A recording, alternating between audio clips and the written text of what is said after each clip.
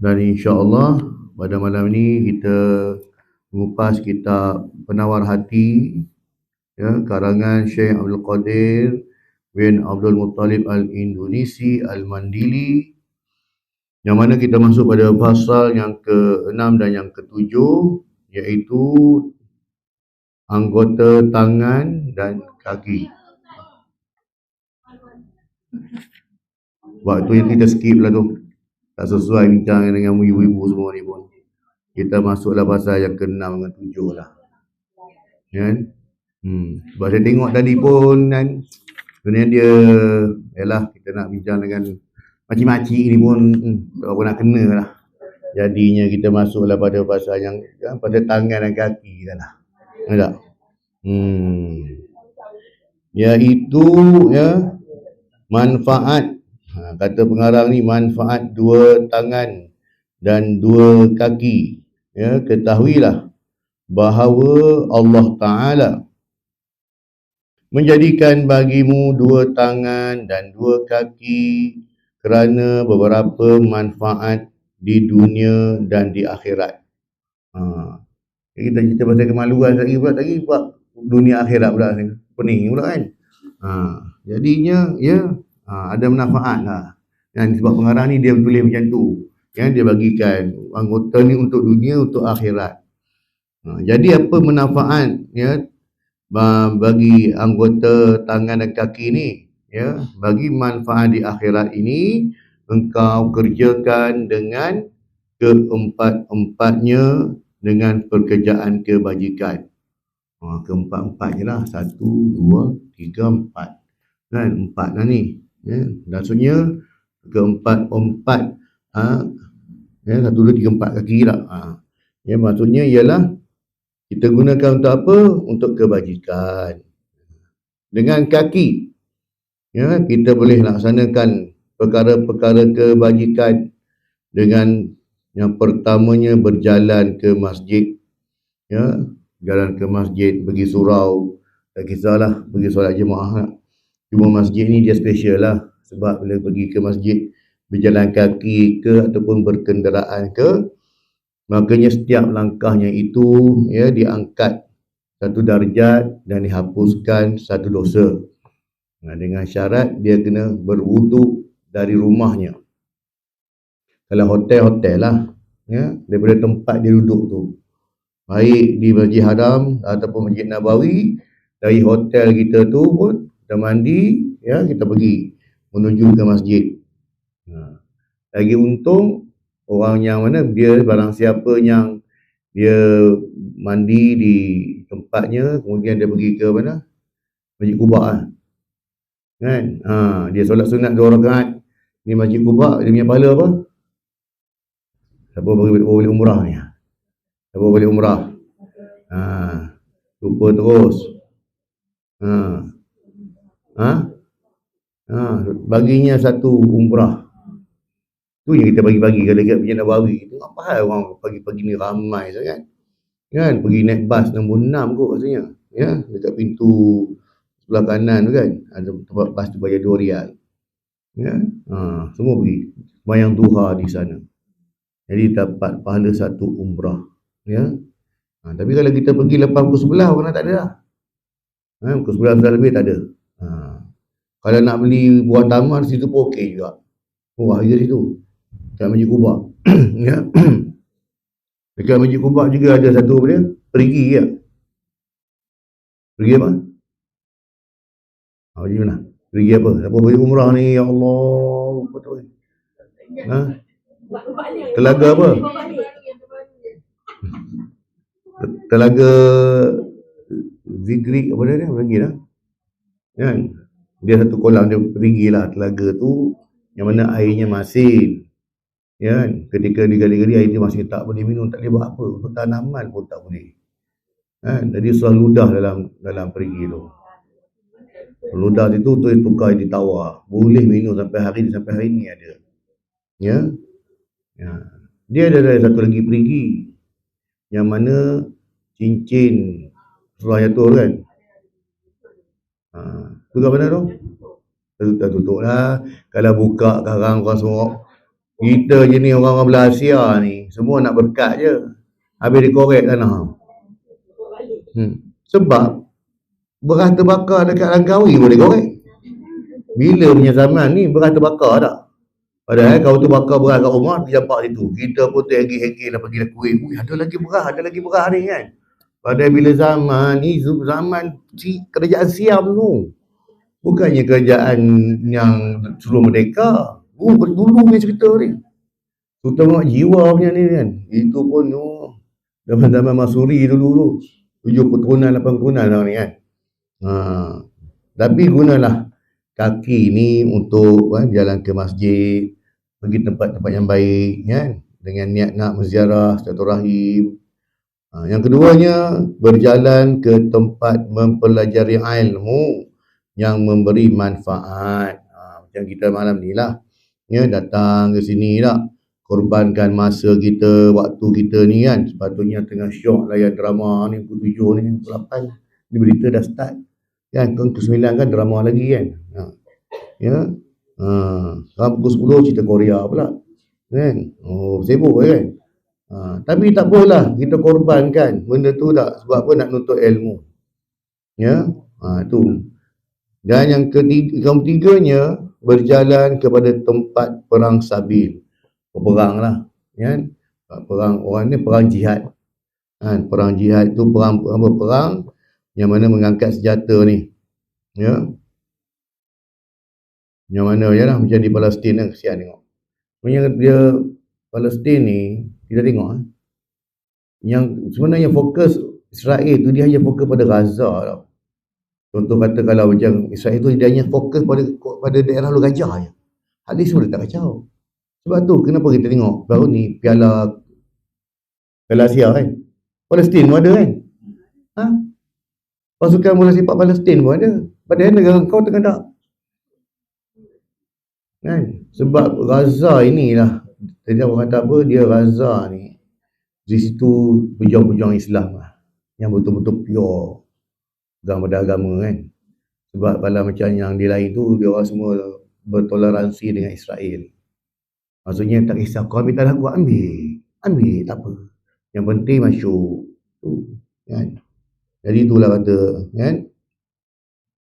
Dan tu adalah dunia ini. Maksudnya memang mereka fokus tu, memang dia nak hapuskan terus bangsa dia, penduduk Gaza tu, supaya dia kata atas dasar Hamas kan. Tapi yang dibunuh rakyat kan. Dunia pun tak buat apa lah. Tak tahu, kita doa kepada Allah. Kerana sedih, saya pun tak sanggup nak tengok lah. Macam Haji Dusiah duk bagi dalam tu pun saya skip je lah. Tak apalah, itu sumbangan dia lah, kita ni lah. Bukan tak nak baca, bukan nak ambil kisah, tapi kita doakan biarlah Allah Ta'ala bantulah mereka ni, ya. Dan tak apalah, macam penduduk Gaza tu, untungnya mereka ni kalau betul kerana Allah Ta'ala, mati tu mati syahid, masuk syurga dah. Orang kata tak payah pening-pening lagi dah kan. Tak payah pening-pening lagi dah, cara mudah itu dah. Tapi tanggungjawab kita orang yang hidup ni lah, doakanlah, minta kan, minta. Sebab ini adalah, orang kata kalau kita sembelih lembu tu, kira lembunya dia punya kaki yang terajang, dia tak lahir tu. Maksudnya Yahudi ni last ni kan, kekuatan ni yang last ni. Apa ni tak ada, apa ni habis dia, ya. Sebab kita dah bucu-bucu dah hujung zaman kan. Maksudnya ini dah peluang, sebab dia pun kaji hadis juga, makanya ini peluang dia untuk dia serang habis-habisan kan. Sebenarnya bukan masalah apa pun Palestin tu, sebenarnya banyak je tanah lain kau boleh ambil. Dekat Amerika punya besar tu, banyak tanah yang tak ada lagi kalau betul nak bagi tak. Tapi sebab Quran dah sebut, auzubillahi minasyaitonirrajim, walan tarda ankal yahud walan nasara hatta tattabi'a millatahum.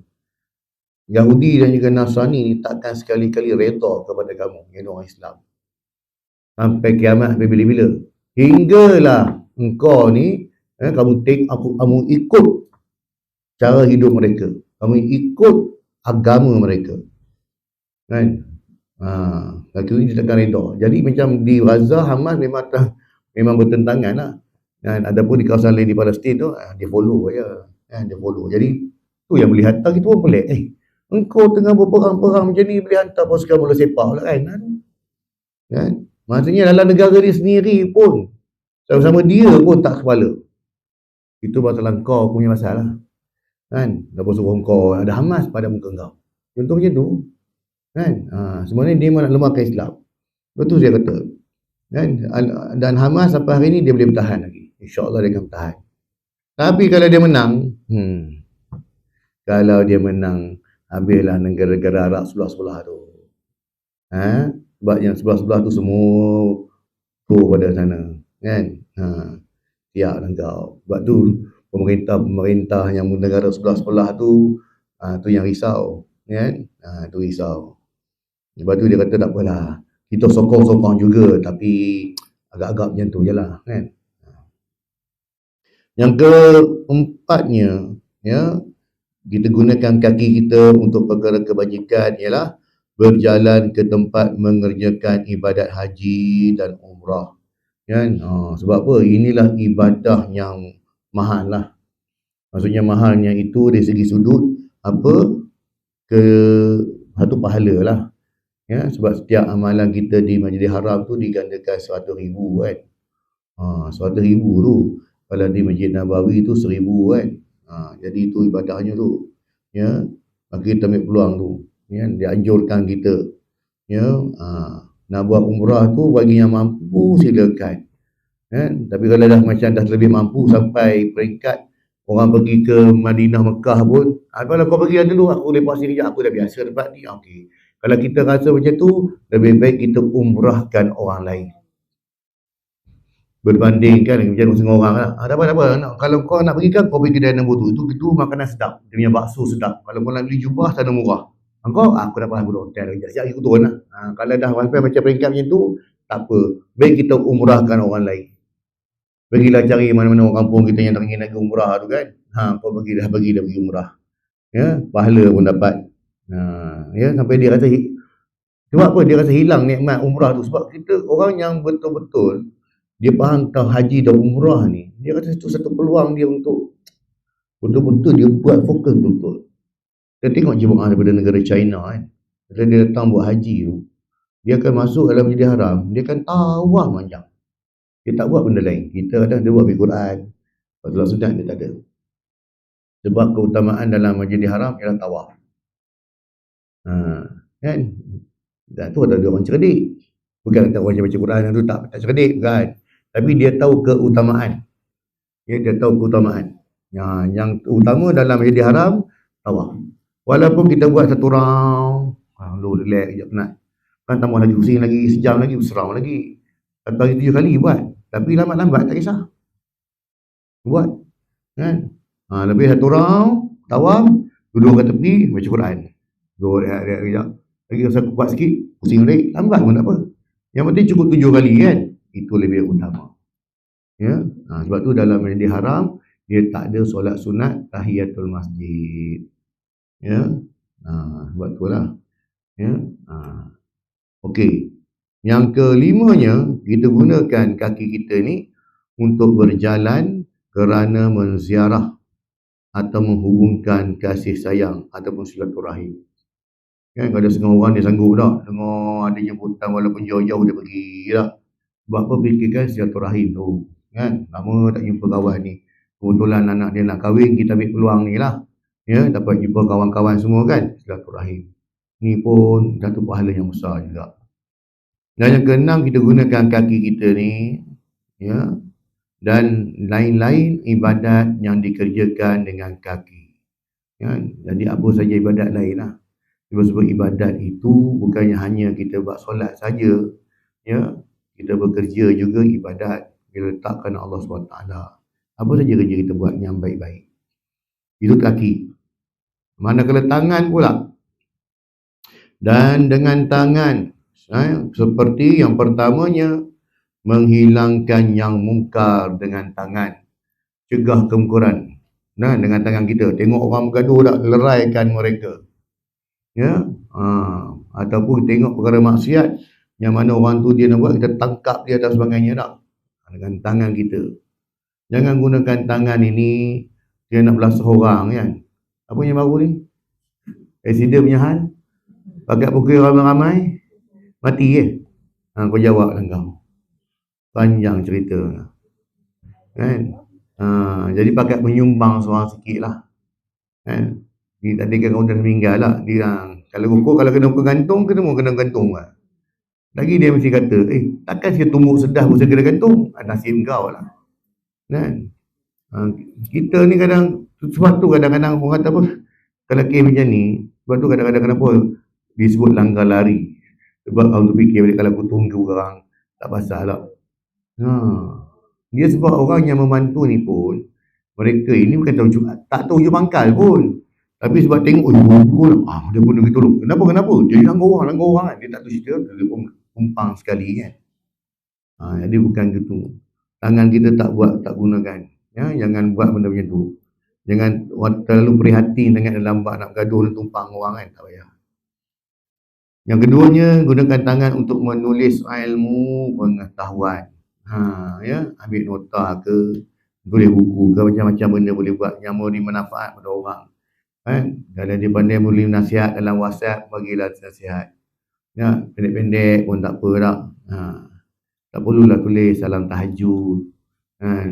Banyaknya salam tahajud. Kan? Dia sebenarnya ibadah kita ni, yang saya sebut selalu, ibadah kita ni rosak sebab ada 4 racun. Racun ujub, riak, sum'ah, takabur. Adapun takabur dia sum'ah. Dalam satu ibadah, kita boleh ada 4 racun ni boleh masuk dalam badan kita. Boleh masuk dalam diri kita. Dalam satu ibadah, 4 racun ni boleh masuk dalam badan kita. Kita semayang seorang-seorang. Kita semayang. Sementara orang nak mari tak? Sementara orang nak mari surau ni, kita semayang. Kita pun semayang. Dalam hati kita kata, dia orang yang lambat-lambat dia tengok. Aku datang awal, aku dapat semayang, dapat apa semua kan. Aku ni lagi bagus daripada dia orang. Tu dah wujud. Mari orang tengok dia masuk buka pintu surau, tengok kita semayang. Kita lagi buat lah. Dengan niat nak menunjuk kita rajin. Tu dah riak. Kemudian pula lebih semayang, dia puji pula kita. Ajar, baguslah datang awal dia semayang apa semua tak. Kan? Tu dah sum'ah, suka dipuji. Mari pula, itulah korang. Aku ni kan, takat semayang ni biasa aku buat.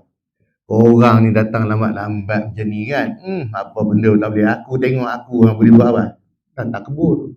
4. Satu ibadat boleh dapat 4 racun. Dan ibadat kita macam daun kering. Tak ada nilai sekupang pun di sisi Allah.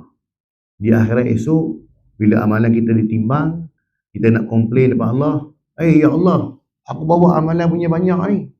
Memanglah kau buat amalan banyak kau, tapi bukan untuk aku.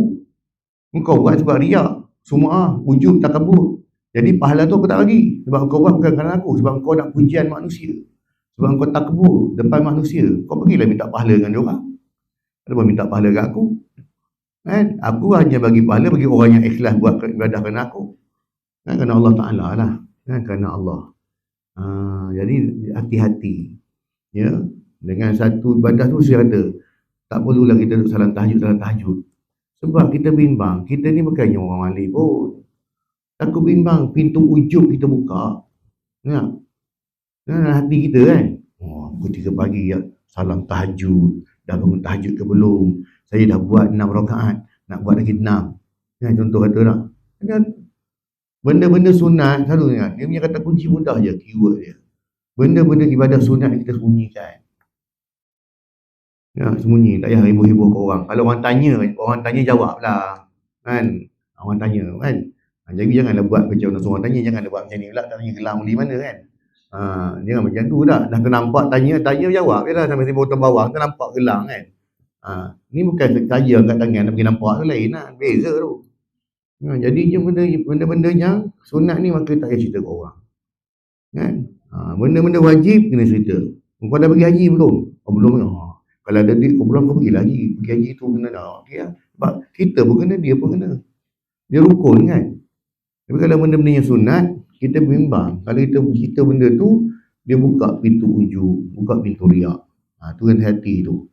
Sebab iblis ni dia tak pernah putus asa pun. Dalam nak menarik umat khususnya Rasulullah lah, umat Rasulullah ni masuk neraka sama dengan dia kan. Sebab umat Rasulullah ni special.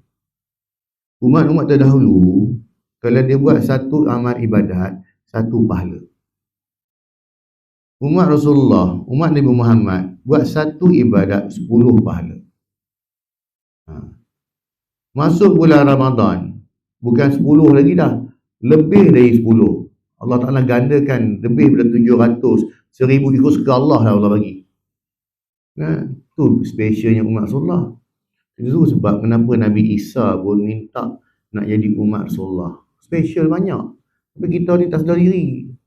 Tak rasa kita ni umat yang bertuah. Kan? Tapi betul lah. Kan? Itulah cabarannya. Nak cari orang yang betul-betul beribadah yang kualiti tu. Ya? Hari ni nak berapa ramai yang buat ibadat tapi dia ni riak semua. Depan Kaabah kan. Dia ujung Kaabah ni. Selesai. Kan? Oh, tujuan ni. Tujuan apa? Kan? Sayang kan? Kadang-kadang pergi umrah tu bukan bayar RM2-3 kan, RM2,000 pula. Tapi sayang kalau kita punya nilai umrah tu tak ada nilai pun. Setara pergi melancong pergi Haknyai kan? Dapat tak beli apa-apa kat Haknyai dah, Maggi ke apa tak? Tu lah kata. Tu je. Yang ketiga, gunakan tangan untuk berjabat tangan dengan orang-orang yang soleh. Kan? Orang-orang yang baik, jabat tangan. Itu adalah satu, bila kata orang mukmin ni dia ada satu macam aura lah.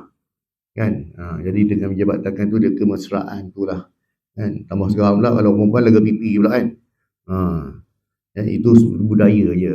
Tak lah. Orang Arab pun sama. Memang dia kalau orang lelaki pun, orang perempuan pun macam tu kot. Tapi orang lelaki memang biasa. Kalau salah cium tangan, cium pipi kan. Normal lah tu. Dan yang keempatnya, dan lain-lain ibadat yang dikerjakan dengan tangan. Apa saja kita buat, kita bersedekah dengan tangan kan. Yang Rasulullah sebut dalam hadis. Orang zaman ni dia bersedekah tangan kanan, tangan kiri pun tak tahu. Maksudnya ialah dia bersedekah, dia buat satu benda kebaikan. Orang sekeliling dia pun tak tahu. Kan? Orang merungut tentang apa, contoh lah kata tak, tombol pintu rosak lah apa semua tak.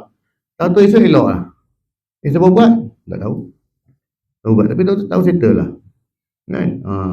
Jadi itulah. Kan? Apa saja kita buat tak perlu cerita. Kan? Kepada orang. Kecuali pula untuk kita bagi motivasi ke orang, ataupun seorang guru dia nak bagi galakan anak murid dia supaya mereka buat galakan ke, apa boleh lah. Kemudian bagi manfaat di dunia, tadi akhirat. Ya, anggota tangan dan juga kaki ni. Yang pertamanya, engkau berusaha dengan 2 tangan dan 2 kaki itu pada mencari harta benda dan segala tujuanmu untuk urusan pekerjaan kita lah. Ya, mencari harta benda ni, ya, maksud mencari ni, bila mana suruh cari tu, bukan suruh cari mengikutip je tak, dia ada juga had-had dia. Nak mencari harta boleh, tapi jangan abaikan perkara fardu. Nak mencari harta boleh, tapi jangan sampai perkara terikat mengambil hak orang, mencuri, kan, dan sebagainya. Yang keduanya, engkau memelihara dengannya, yakni tangan dan kaki tadi, daripada kemudaratan seperti lari dengan kaki daripada binatang buas. Ya, maksudnya guna kaki ini juga untuk menyelamatkan diri lah. Kan? Lari pada rimau tak? Aku hari ni yang baru ni, yang pakai beratur panjang pergi zoo Melaka tak? Orang punya merungut. Kan? Beratur punya panjang, ya Allah, panjang. Bertiket berapa orang yang dia bagi tak? Lalat bihazu kata apa? Tak apa, jangan risau tak. Kami akan keluarkan binatang tu, dia pergi tengok orang. Jangan korang dah tengok. Katanya lah kan. Tenang. Duduk dalam kereta, rimau keluar. Okey, mau masuk, gajah keluar pula kan. Dia tak payah nak bising-bising kan. Ya. Kalau zoo tu okey lagi lah. Kalau dia buka pun. Saya duk fikirkan ni. Waterworld ni. Melaka Waterworld nak mandi ni. Kan? Nak berselisih angkat tangan dulu. Dalam kolam kan. Tumpang lalu tak. Belum kira lagi, campur lagi perempuan. Berbilang bangsa lagi. Yang tak mandi pagi lagi. Macam-macam hal lagi. Ya tak? Tu pun beratur panjang lah. Tu aduh. nak mandinya pasal kan. Lalas bagi mana, bagilah Khwarizmi tak pun tak nak pergi kan. Ni river cruise pun free juga kan. Pergilah naik kan. Ke Water World, Zoo Negara tak. Memang ramai tak satu orang luar datang kan. Tapi sebenarnya okey lah, bagus lah. Satu lagi untuk tahun depan mungkin boleh perbaiki. Kedua pula kalau tak ramai lagi, orang ngata juga. Tengok lagi peri pun tak nak pergi tak. Jadi apa lah, okey lah tu, positif lah tu. Cuma tahun depan mungkin dia buat ni lah kan. Dia buat adalah dia orang bincang balik macam mana cara nak buat supaya tak jadi macam tu kan. Mungkin kena booking dulu ke tak, online ke macam mana ke.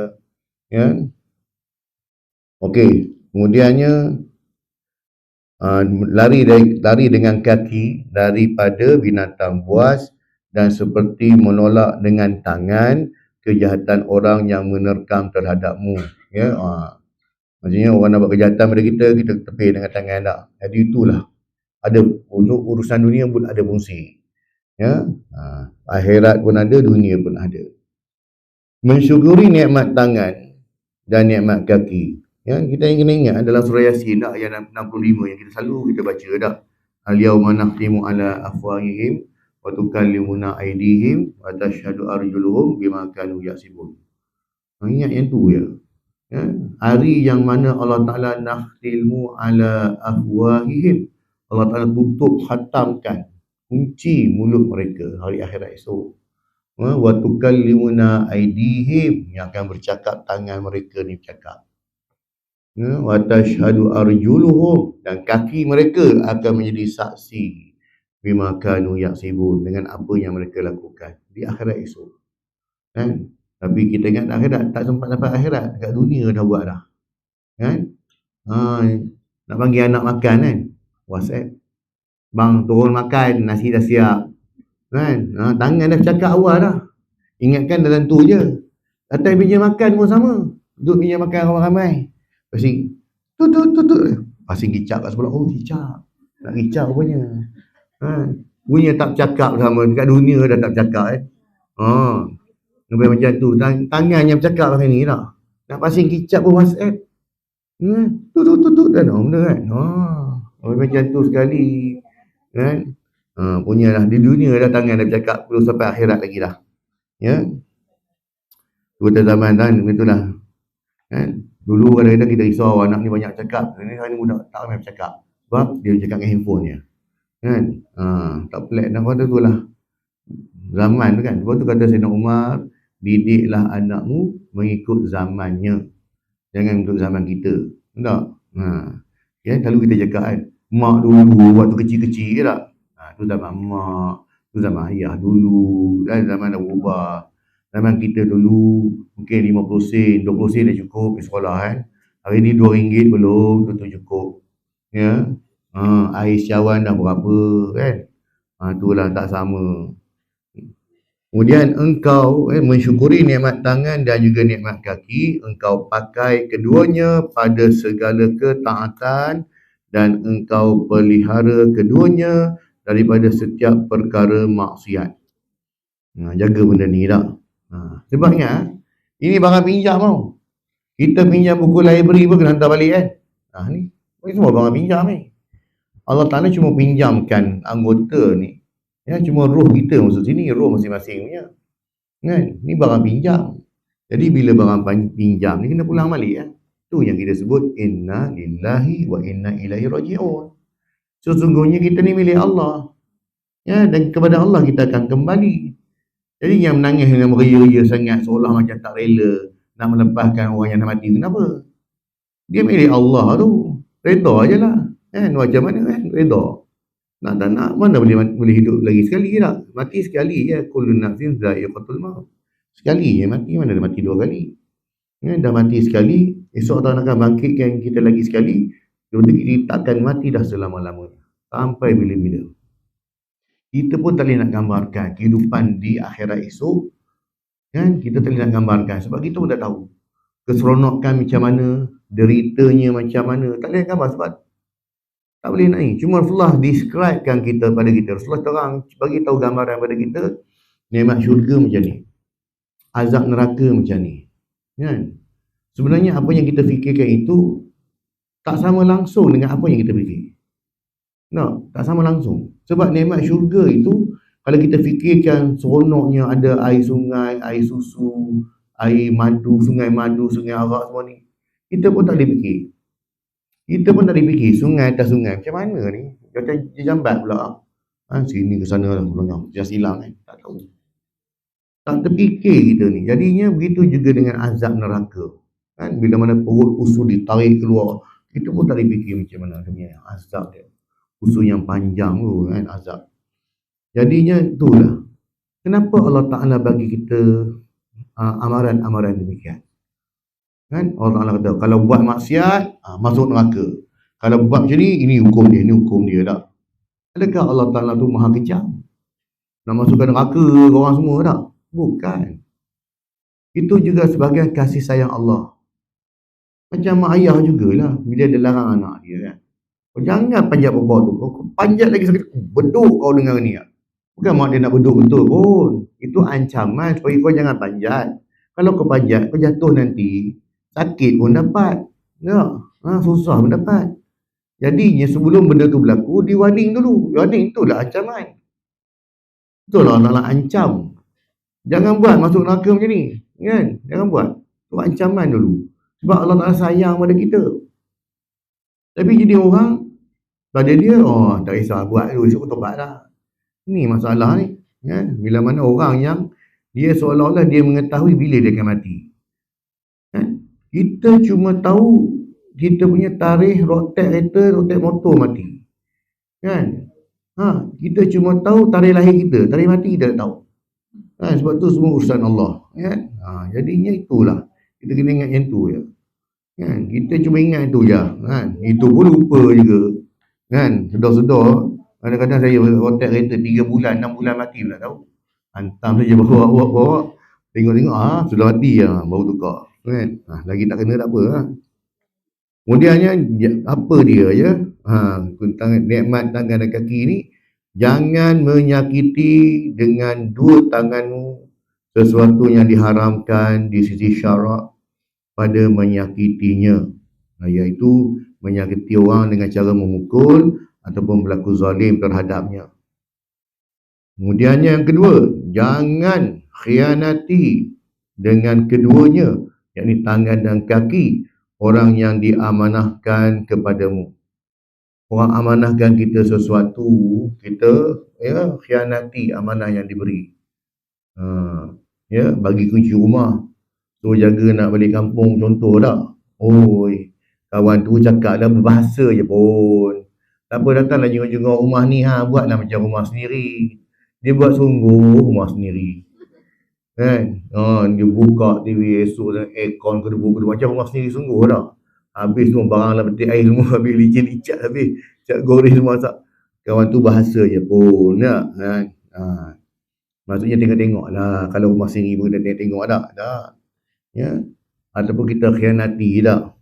Kita biasanya orang ni, dia akan mudah manusia ni, bila dia dari segi kewangan, manusia ni banyaknya gagal lah. Pengurusan kewangan pun gagal, pegang duit pun gagal. Itu sifat manusia sebab, yalah, ya, itu dia kata macam tu, yang tabung dulu kutip tu. Mungkin niat asal dia bagus, nak tolong orang Palestin, bagus lah.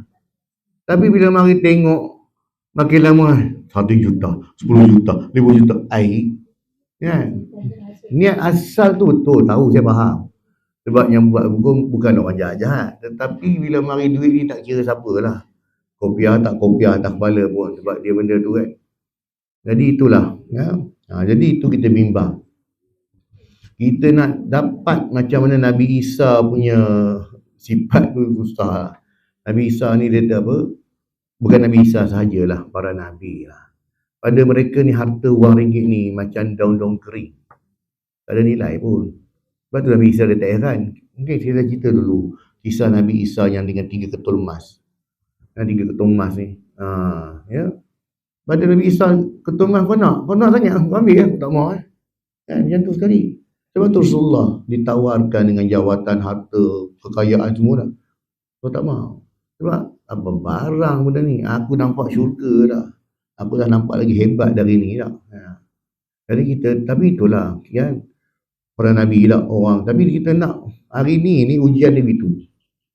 Sebab sifat amanah, Allah Ta'ala dah beritahu dah. Akhir zaman, Allah Ta'ala akan cabut sifat amanah tu pada diri orang. Tu kena hati-hati. Itu dah sebut dalam hadis. Jadi kita kiamat kita baca tu. Itu hadis yang keempat, yang kelima kita baca. Antara yang Allah Ta'ala cabut ialah sifat amanah. Jadi kita kena berhati-hati je lah. Tak boleh cakap siapa pun. Tu saya kata. Kadang-kadang kita kata, kau macam mana lah. Kata ustaz, tapi duit orang boleh ambil tau. Sebab nak kena pada kita. Dia dulu niat dia betul. Nak tolong betul tu. Kan? Sebab saya yakin dia orang nak tolong betul.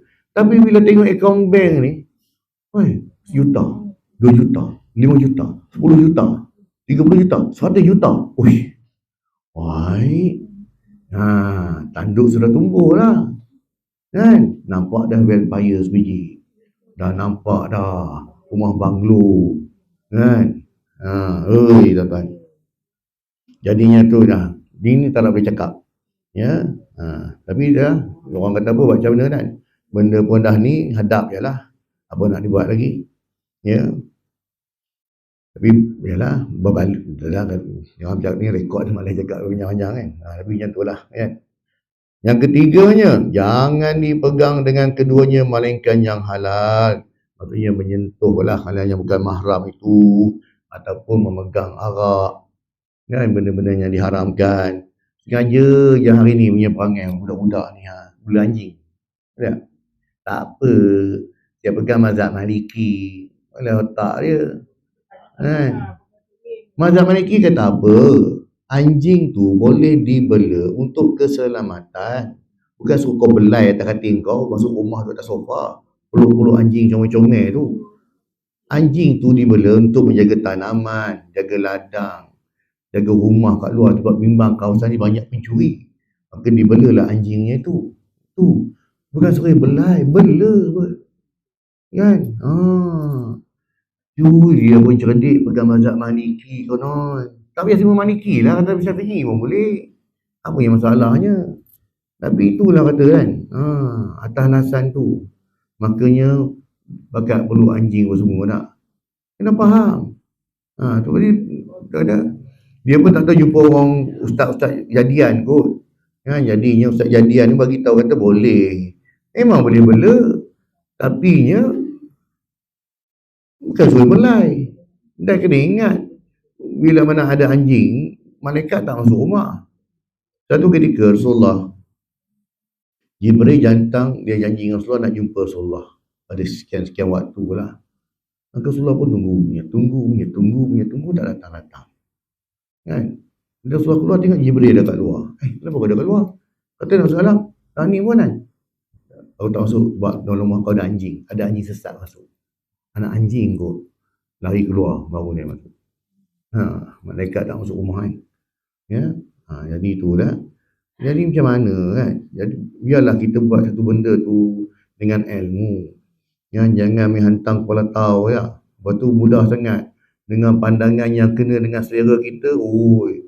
Kan? Pegang mazhab Maliki konon. Kau pun tak tahu apa dia kan? Mazhab Maliki macam mana? Kan? Jadi kena hati-hati. Apa syarat-syarat dia?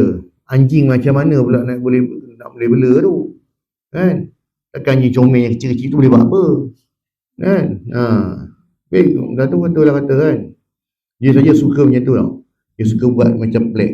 Hari ni tengok satu lagi yang viral. Pakai tudung minum arak ni kan, budak perempuan ni. Kan?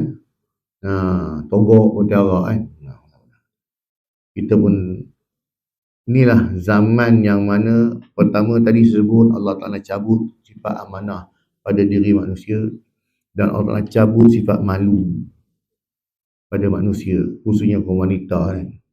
Allah Ta'ala sebut benda ni. Bila cabut perasaan malu tu tak heran. Pakai tudung baik tu, berzumba sini kan. Kita zumba ni sebab nak exercise. Yang kau buat FB Live tu apa? Masuk TikTok lagi apa? Kan? Nak berzumba tu boleh dalam rumah. Nak buka lah TV dalam rumah tu. Tak payah nak masuk TikTok. Ya? Atas alasan itu. Ya? Jadi semua benda macam ni lah. Kan?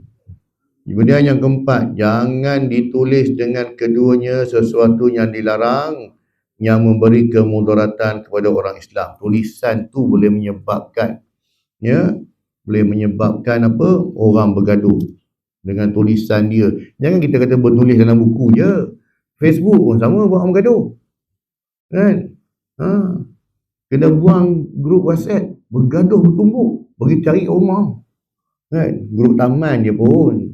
Sebab kawan ni mungkin dia ni lantang kot, kan? Dia lantang dalam grup tu, orang ni cakap dia suka hentang-hentang, tak ada, kena buang grup. Kena buang grup, dia ni barat. Pergi cari rumah grup, admin grup, bertumbuk situ pula. Kan? Macam-macam. Kan? Jadi sebab apa? Dengan tulisan tadi tu. Kan? Jadi kalau dalam grup WhatsApp khususnya lah, sebab grup WhatsApp semua orang pakai. Jadi kalau dalam grup WhatsApp tu agak-agak kalau benda tu kita nak tulis tu, kita nak memerli orang, nak menghina orang, nak sindir orang tak, maka tak payahlah. Ya. Kalau tak berhati, personal dengan dia. Aku nak tegur kau sikit. Sebab tu aku personal dengan kau. Engkau macam ni tak. Kan? Tak payah sindir dalam grup. Ya. Sebab grup tu grup harmoni. Saya tegur. Jadi tak apa semua perempuan.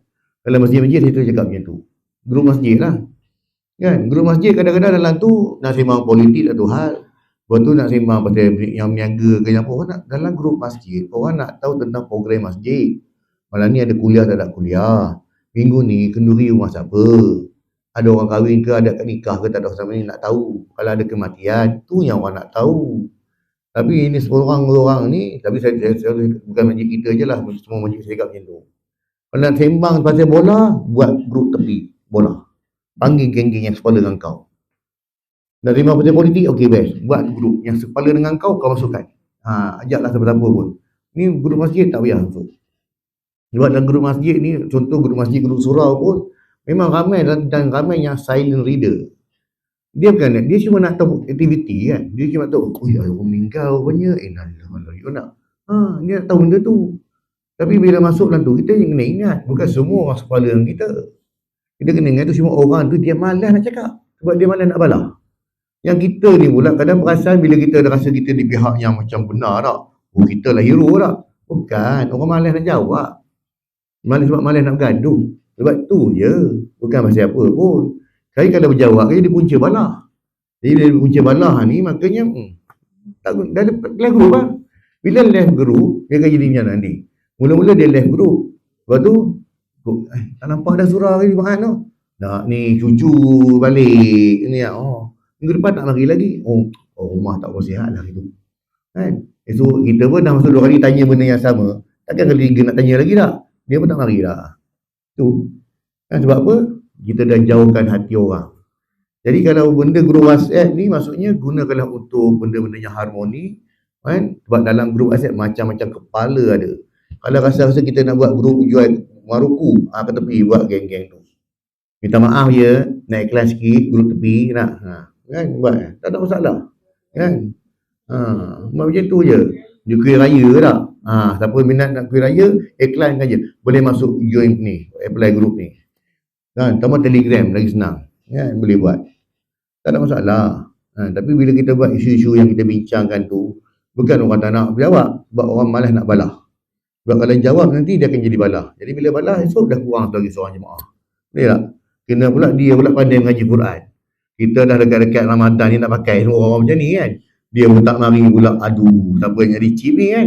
Dah pening kan. Jadi tak payahlah. Harmoni sudahlah. Dalam benda-benda macam ni tak. Jadi benda-benda yang topik-topik panas tu tak apalah.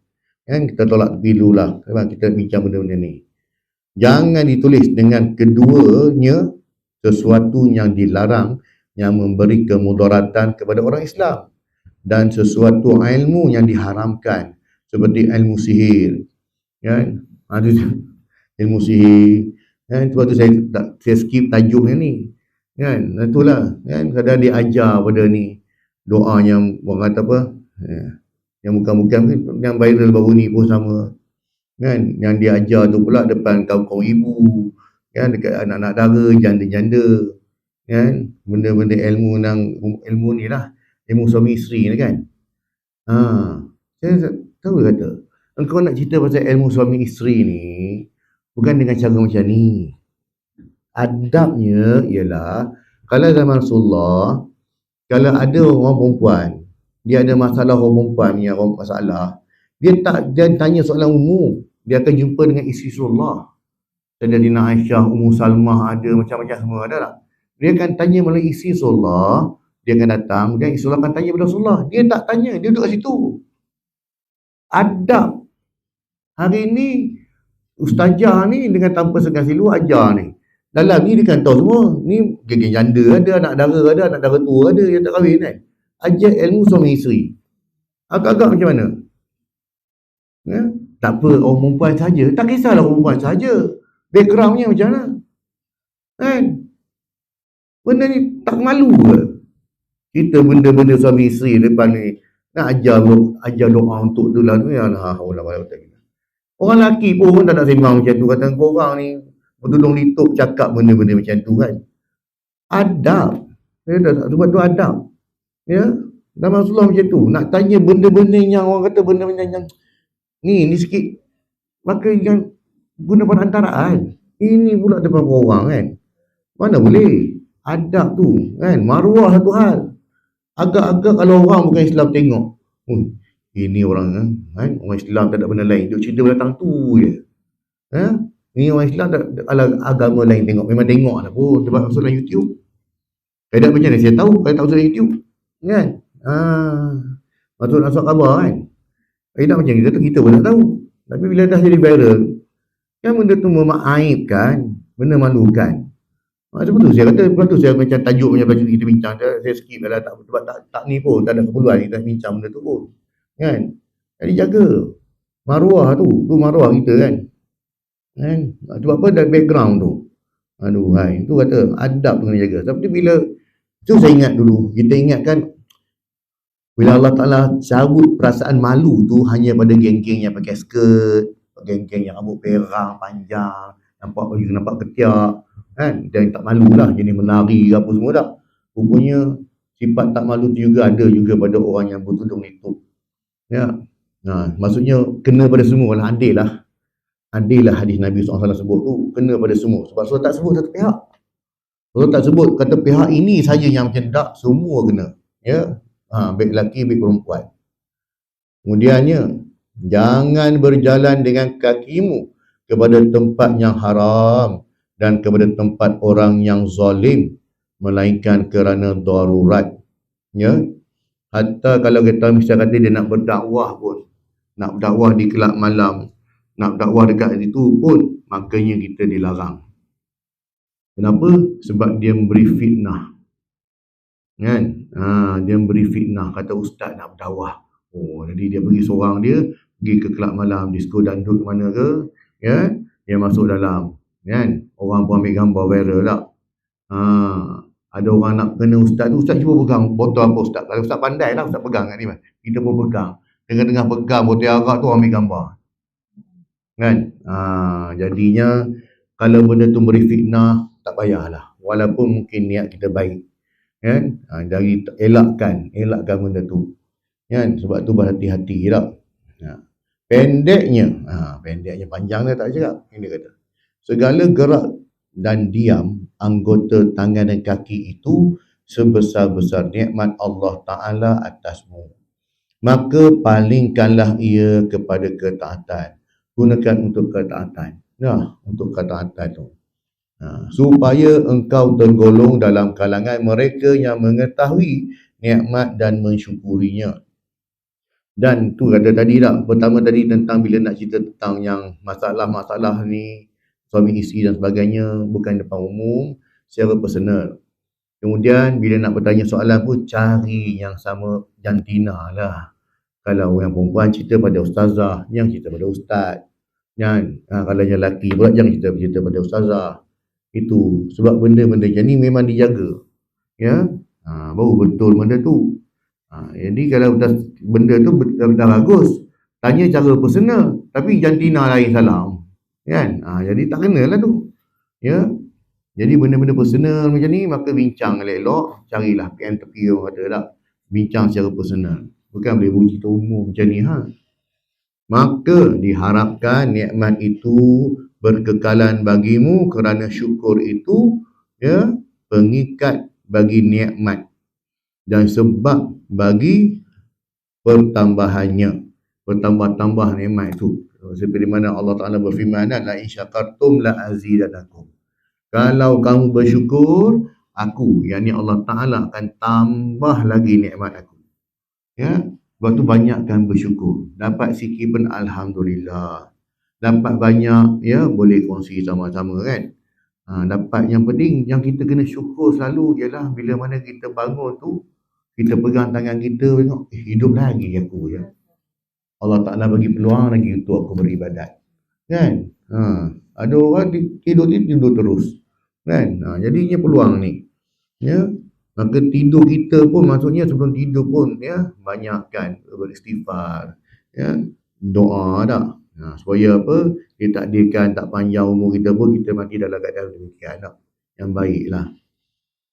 Dan janganlah engkau palingkan segala gerak dan diammu itu kepada maksiat. Jangan cenderung pada maksiat dan jangan cenderung pada membantu pada kezaliman.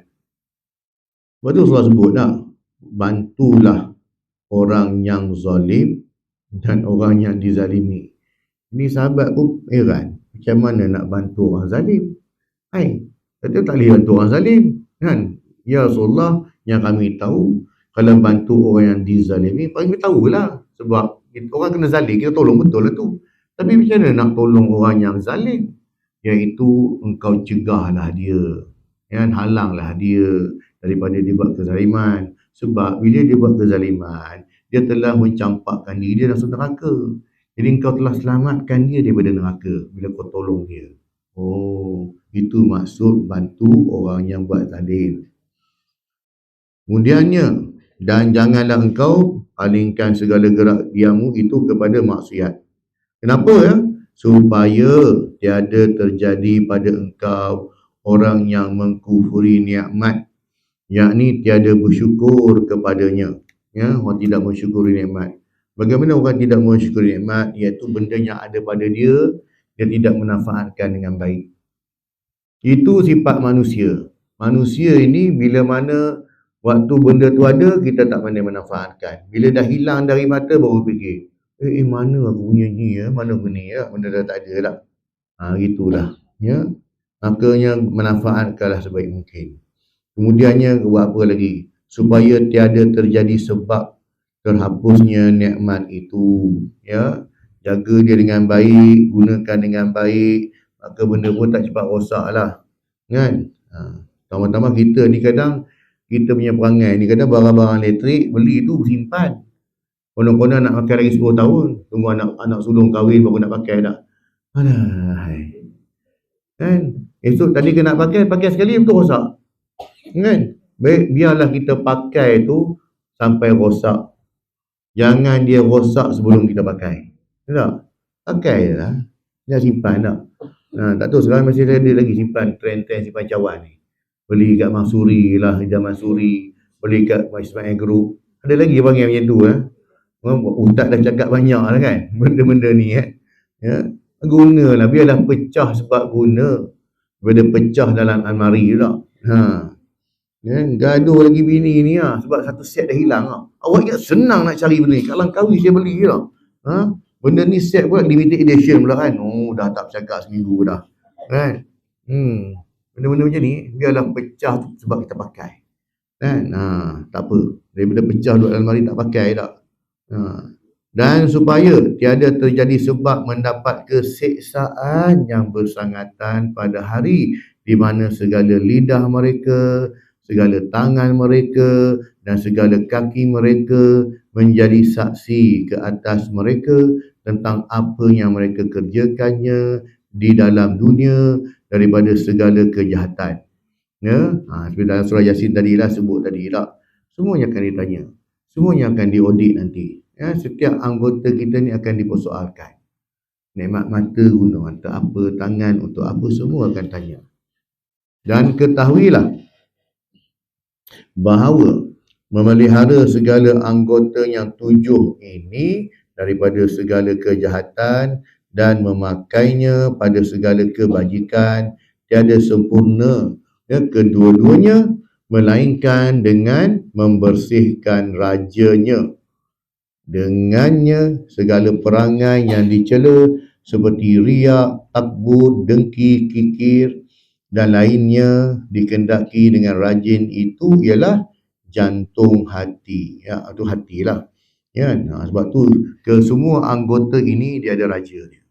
Siapa raja dia? Hati. Hati itu ibarat raja. Jadinya ya, pandai penulis dia buat tak. Makanya pada bab yang akan datang nanti kita akan mengupas tentang tajuknya jantung, ataupun dalam bahasa Arab disebut kolbun. Kolbun.